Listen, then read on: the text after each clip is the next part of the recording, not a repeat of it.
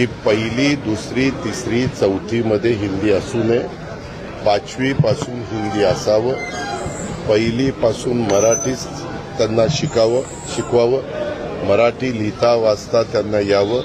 आता आपण पहिलीपासून सेमी इंग्रजी पण सुरू केलेलं आहे. साधारण वेगवेगळ्या क्षेत्रातल्या मान्यवरांचं पण मत असंच येतं की भाषा कुठली शिकू नये ह्या मताची कुणीच नाही, परंतु फर्स्ट स्टँडर्डमध्ये त्या मुलांच्यावर खूप काही वेगवेगळ्या प्रकारचं बर्डन टाकणं हे योग्य नाही.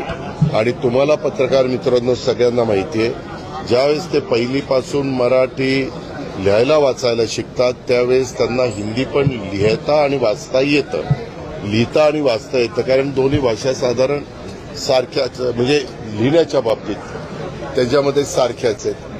फक्त बोलण्याच्या संदर्भात 5वी पासून जरी सुरुवात केली तरी काही हरकत नाही. तेव्हा 5वी पासून हिंदी सक्तीची